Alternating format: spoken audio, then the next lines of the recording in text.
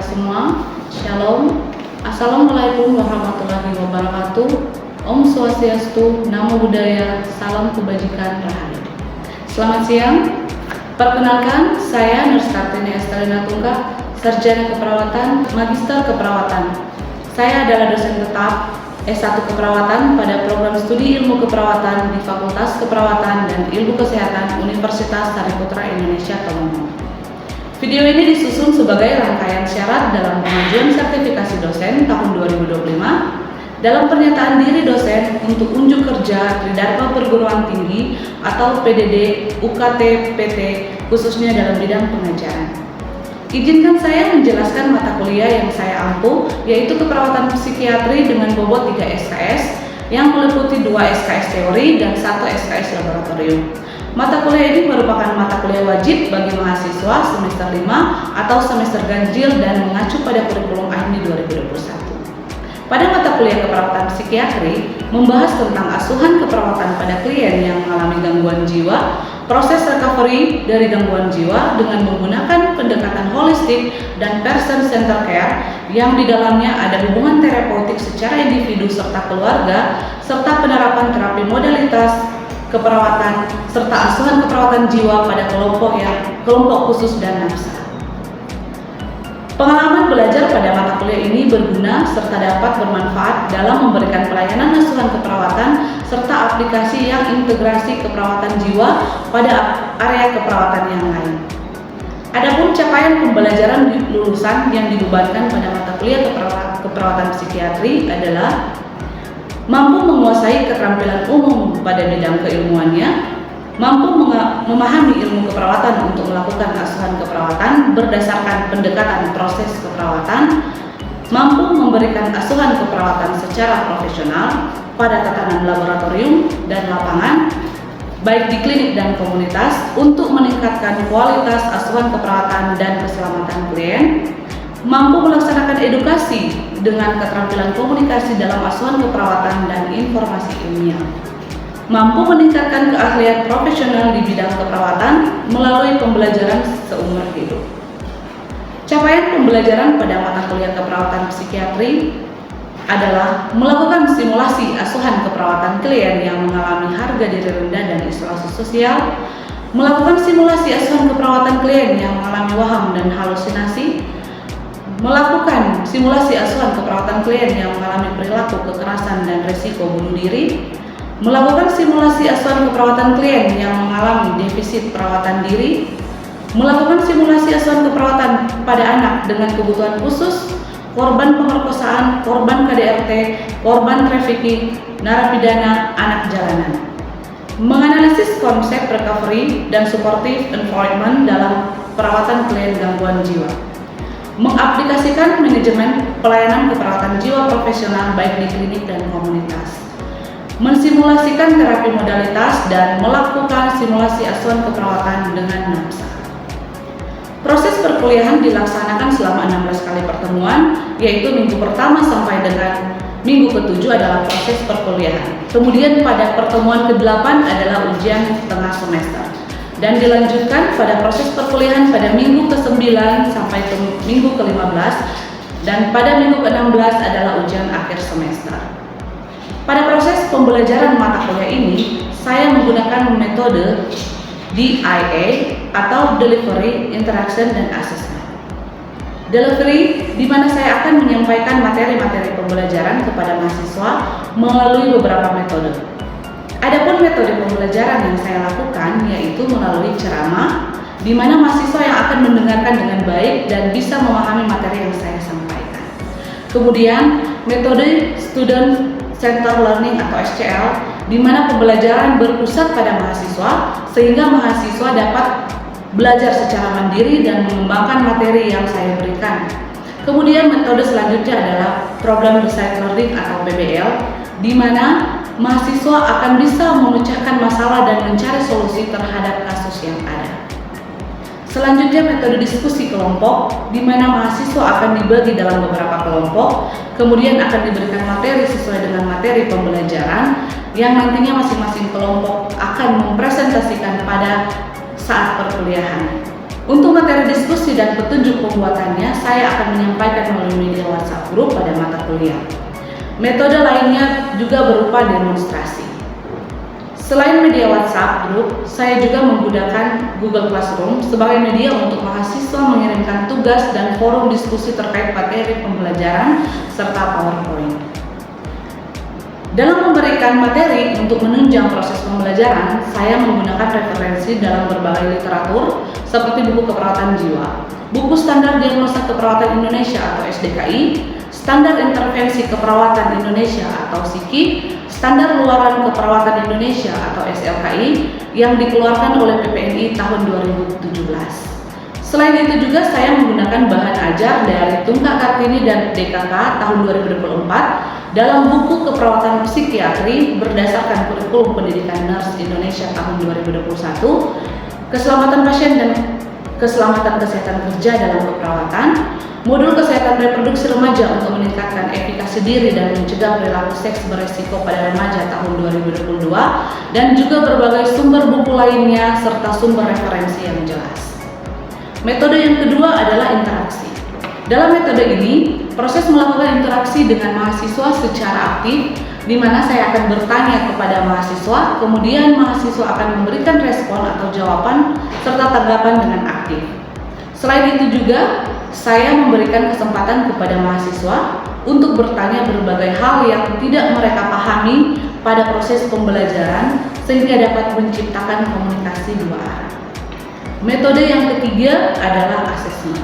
Dalam memberikan penilaian kepada mahasiswa, bobot penilaian yang saya sampaikan di awal perkuliahan yaitu 30% tugas, 30% ujian tengah semester, dan 40% ujian akhir semester dengan total bobot 100%.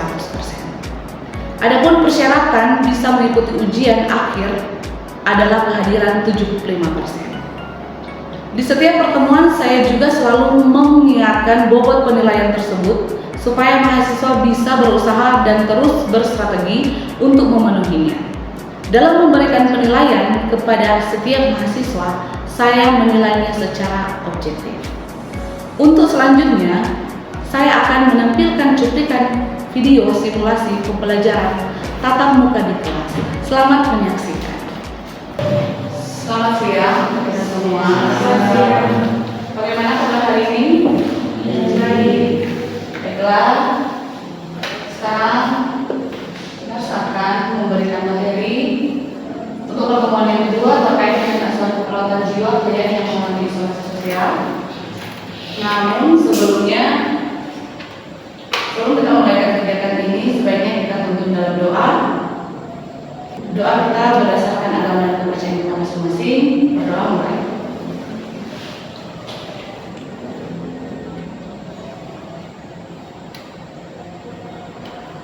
Berdoa selesai. Sebelum kita mulai materi kita, sebelumnya harus akan mengambil absensi karena sesuai dengan kesepakatan kita dari awal, yang mana itu absensi mempengaruhi kehadiran, di mana 75% kehadiran untuk ujian akhir semester.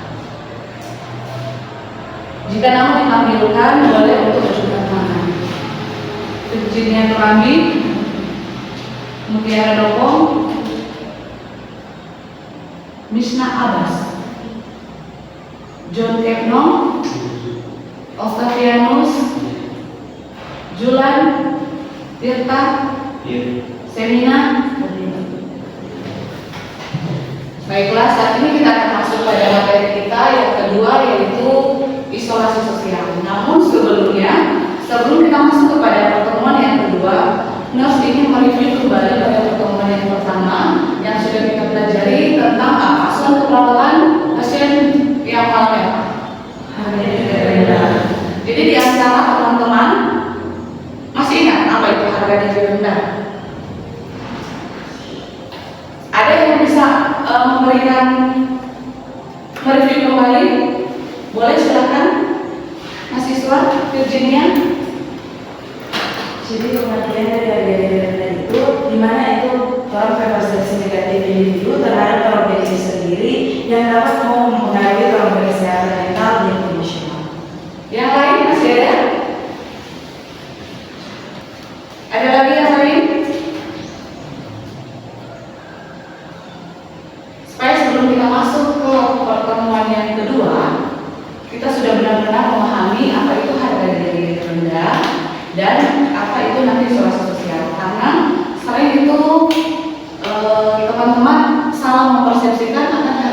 rendah dan isolasi sosial. Jadi kita harus paham dulu apa itu harga diri rendah, baru kita masuk ke isolasi sosial. Jadi kita harus memahami apa itu harga diri rendah, yang dapat seperti yang Virginia sampaikan tadi itu sangat mempengaruhi kesehatan mental dan emosional, di mana kita selalu berpersepsi negatif tentang individu terhadap dirinya sendiri. Itu yang harus kita pahami, berpersepsi negatif tentang dirinya sendiri. Mari sekarang kita lihat isolasi sosial. Dari sini ada yang berpendapat tentang isolasi sosial, ada yang tahu apa yang dimaksud dengan isolasi sosial? Boleh Mutiara, silakan. Jadi isolasi sosial itu adalah kondisi di mana individu merasa terputus dari interaksi sosial dengan orang lain, baik secara fisik maupun secara emosional. Baik, terima kasih. Ada lagi pendapat lain?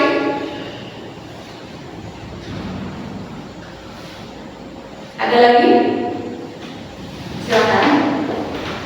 Ada juga dari faktor psikologi seperti depresi, kecemasan, dan gangguan kepribadian. Terima kasih. Jadi isolasi sosial itu adalah kondisi di mana individu merasa terputus dari interaksi sosial dengan orang lain.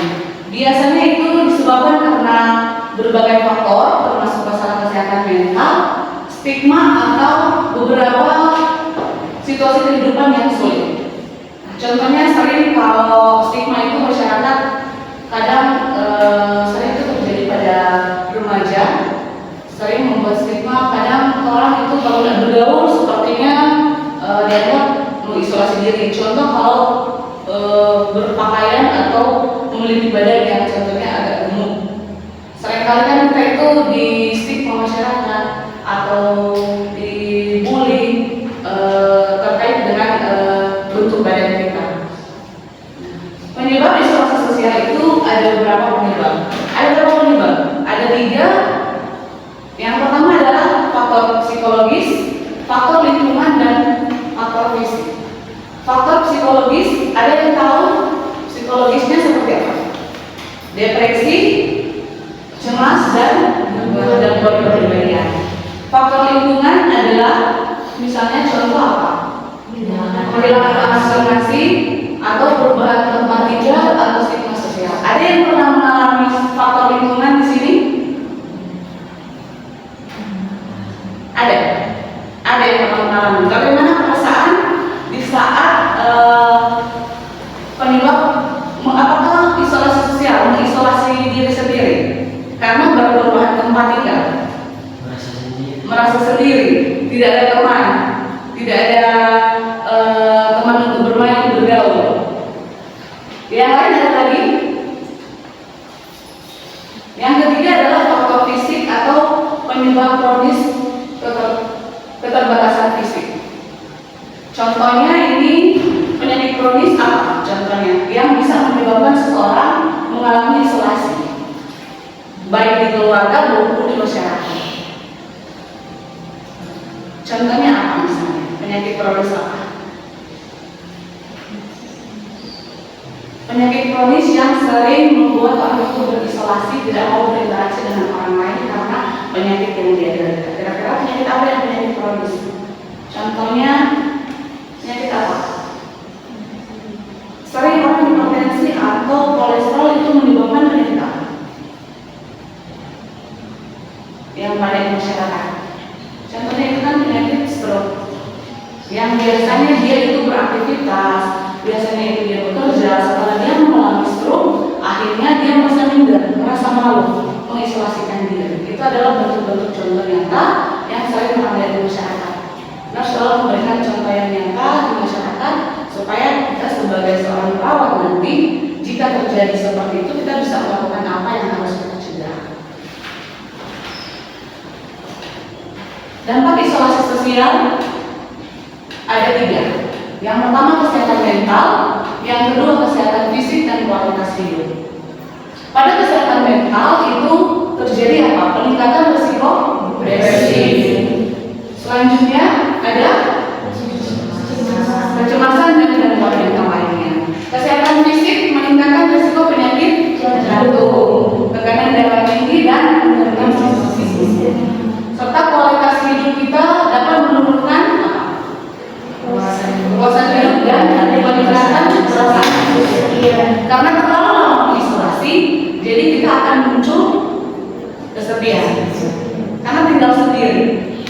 merasa membutuhkan orang lain tapi kita tidak punya teman. Ini adalah penilaian kondisi klinis. Penilaian kondisi klinis itu ada 5, yaitu riwayat kesehatan mental, status emosional, interaksi sosial, kondisi fisik, dan lingkungan. Identifikasi kebutuhan, ada kebutuhan emosional, kebutuhan sosial, kebutuhan pendidikan, dan kebutuhan kesehatan. Kira-kira kebutuhan emosional apa yang kita butuhkan? Dukungan emosional, apa lagi? Mengatasi perasaan kesepian. Dukungan emosional untuk mengatasi perasaan kesepian dan depresi jika kita mengisolasikan atau isolasi sosial. Kebutuhan sosial apa yang kita butuhkan? Kesempatan untuk berinteraksi dengan orang lain dan membangun hubungan sosial. Kebutuhan pendidikan apa yang kita butuhkan? Membangun kekeluargaan sosial dan mengatasi kecemasan sosial. Kebutuhan kesehatan apa yang kita butuhkan? Perawatan kesehatan fisik yang ini kita perlukan. Langkah-langkah asuhan keperawatan, ada berapa langkah asuhan keperawatan? Dalam membuat asuhan keperawatan ada berapa langkah? Ada.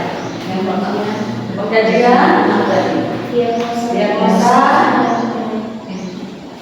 intervensi, evaluasi, implementasi, evaluasi. Itu harus kita ingat karena semua asuhan keperawatan itu harus melewati 5 tahap yang harus kita lalui. Dan kita juga harus menggunakan diagnosa keperawatan yang digunakan sekarang diagnosa apa?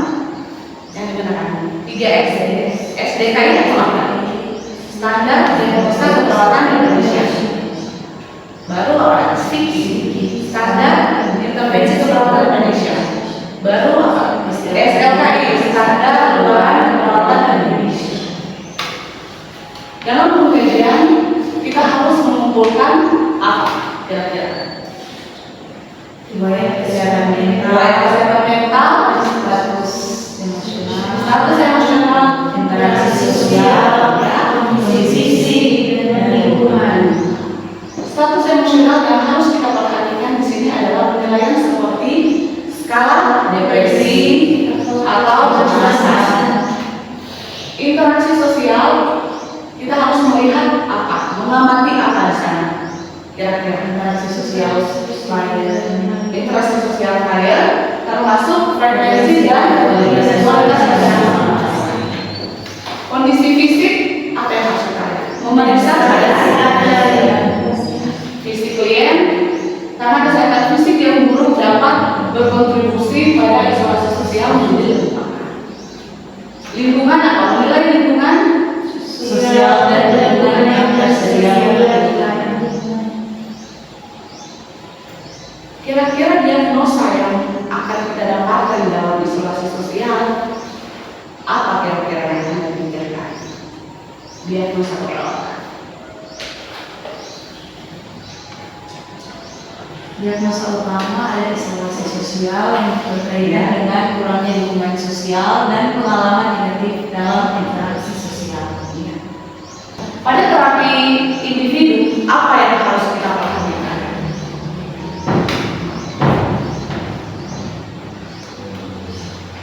Melalui pendekatan kognitif untuk membantu klien mengubah pola pikir negatif dan meningkatkan keterampilan sosial dan mendorong klien untuk berbagi perasaan dan pengalaman mereka dalam sesi terapi.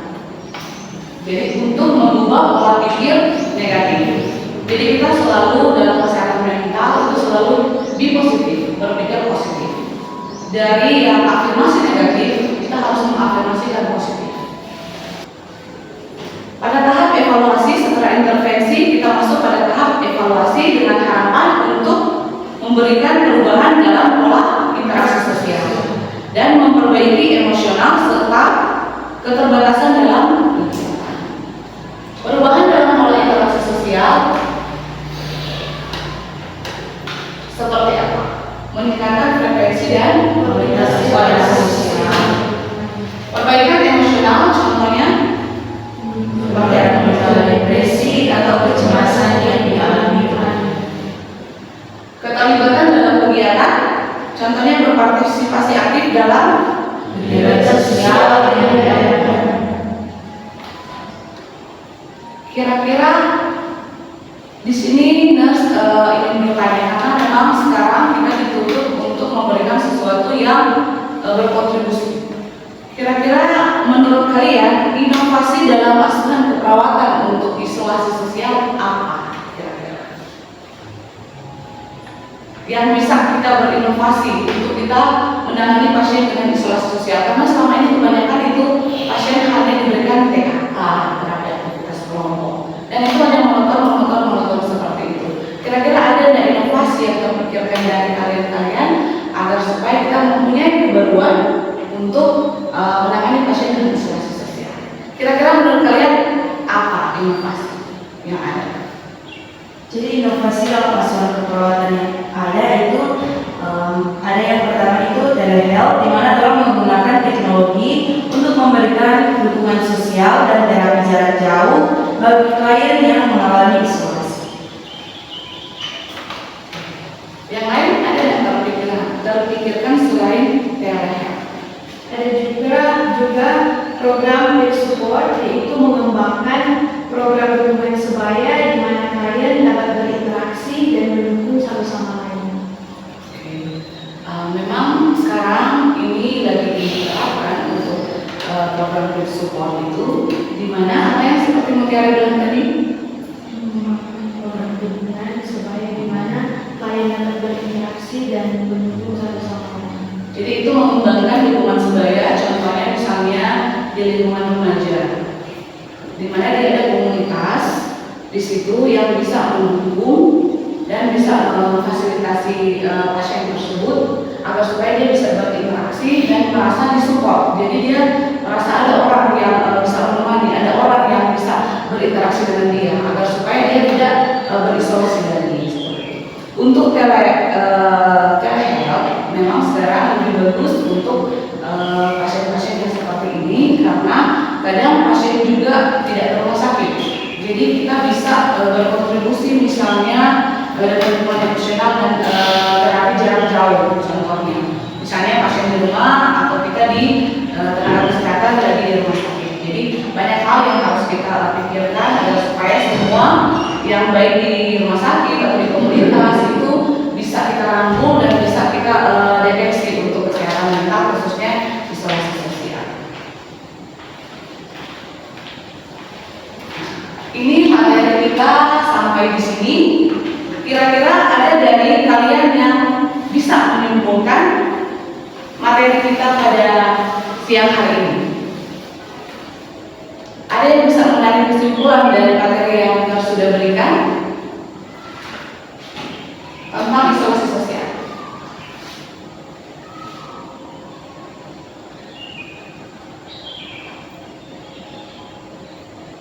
Jadi memberikan kesimpulan di sini, asuhan keperawatan untuk klien yang mengalami isolasi sosial memerlukan pendekatan yang holistis dan terstruktur. Dengan kita memahami penyebab atau dampak atau menggunakan teori-teori yang relevan dalam melakukan kajian, diagnosa, intervensi, implementasi, evaluasi yang efektif, serta kita pendekatan yang inovatif seperti tadi contohnya telemedicine, itu merupakan salah satu program dukungan serta dukungan teman sebaya yang dapat membantu meningkatkan kualitas hidup klien dan mengembangkan hubungan sosial yang lebih baik. Jadi dalam hal ini, dari isolasi sosial ini, asuhan keperawatan untuk klien yang mengalami isolasi sosial memerlukan pendekatan yang holistik dengan kita memahami penyebabnya apa di situ, dampaknya apa, dan menggunakan teori-teori yang relevan dengan melakukan pengkajian, diagnosa, intervensi, implementasi, evaluasi, serta kita menggunakan pendekatan yang inovatif seperti telemedicine dan peer group. Itu diharapkan dapat meningkatkan kualitas hidup klien dan mengembangkan hubungan sosial dengan baik. Terima kasih pertemuan kita sampai di sini, dan untuk pertemuan kita selanjutnya, pertemuan ketiga, kita akan masuk materi Waham. Jadi Nurse mengharapkan para mahasiswa sebelum masuk ke pertemuan yang ketiga nantinya untuk minggu depan, kalian sudah membaca apa itu waham. Jadi mahasiswa sudah mengenal apa itu waham, baru Nurse akan menjelaskan terkait asuhan keperawatan tentang waham. Sebelum kita menyelesaikan pertemuan ini, Nurse akan membagi tugas untuk kelompok. Untuk tugas kelompok, nanti Nurse akan berhubungan dengan ketua kelas dan nanti Nurse akan share di grup mata kuliah. Kan sudah ada grup mata kuliah. Nanti Nurse akan share di grup mata kuliah. Terima kasih, lebih dan kurangnya Nurse mohon maaf. Terima kasih, sampai kita ketemu lagi di pertemuan selanjutnya.